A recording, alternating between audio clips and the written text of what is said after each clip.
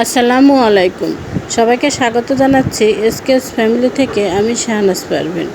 সবাই কেমন আছেন? নিশ্চয়ই অনেক ভালো। আলহামদুলিল্লাহ, আমি অনেক ভালো আছি। প্রতিদিনের মতো আরেকটি ভিডিও শেয়ার করতে চলে আসলাম। আজকে আমি রান্না করব লাউ শাক দিয়ে শুটকি মাছ। লাউ শাক ঠিক না, লাউয়ের পাতার যে ডাঁটাটা থাকে সেই ডাঁটাটা দিয়ে শুটকি মাছ রান্না করব। এখানে আমি লটকে শুটকি নিয়েছি। আমি প্রথমে তেলে একটু জিরা আর শুকনো মরিচ ফোড়ন দিয়েছি। তারপরে আমি আলু দিয়েছি। আলুটা একটু লবণ দিয়ে ভেজে নিয়েছি। তারপরে আমি এখানে দিয়ে দিলাম পরিষ্কার করে ধুয়ে রাখা লইটা মাছের শুটকি। তারপরে আমি দিয়ে দিলাম বেশি করে রসুন কুচি। আর শুটকি মাছের যত রসুন দেওয়া হবে ততই কিন্তু টেস্ট লাগে আমার কাছে, তাই রসুনটা একটু বেশি দিয়েছি আমি। তারপরে একটু আলুটা শুটকি সব একসঙ্গে ভেজে নিয়েছি ভালো করে। আর শুটকিটা কিন্তু অবশ্যই আমি গরম পানি দিয়ে ধুয়ে নিয়েছি, তাতে অনেকটা কিন্তু সিদ্ধ হয়ে গেছে।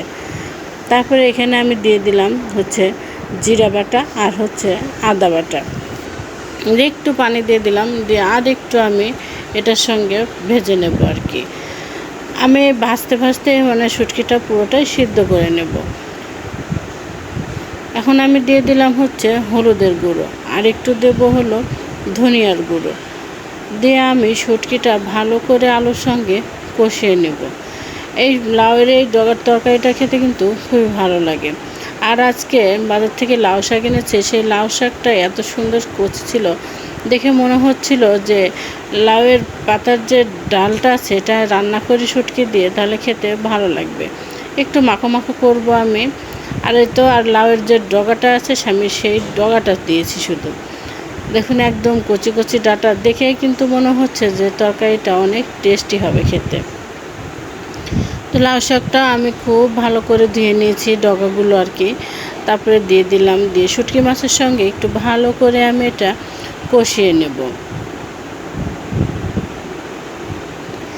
লাউয়ের শাক রান্না করার সময় এত সুন্দর একটা স্মেল বের হয়, তখনই যেন মনে হয় যে পেটটা ভরে আজকে শান্তি করে ভাত খাওয়া যাবে। আর এই রমজান মাসে আমি তো মাছ টাছ কিছুই খেতে পারি না, তো শাকটা আমি খেতে পারি আর কি। যে কোনো শাকই আমার কাছে খুবই ভালো লাগে, সেজন্য আজকেও এটা রান্না করলাম। আর পাশাপাশি আমি লাউ শাকটাও ভাজি করব আজকে। ভালো করে যে আমার কিন্তু কষানো হয়ে গেছে, আমি সামান্য পরিমাণে পানি দেবো।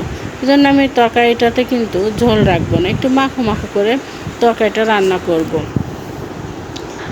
এই তো আমার তরকারিটা কিন্তু হয়ে গেছে, আর তরকারি থেকে সুন্দর একটা স্মেল ছাড়ছে।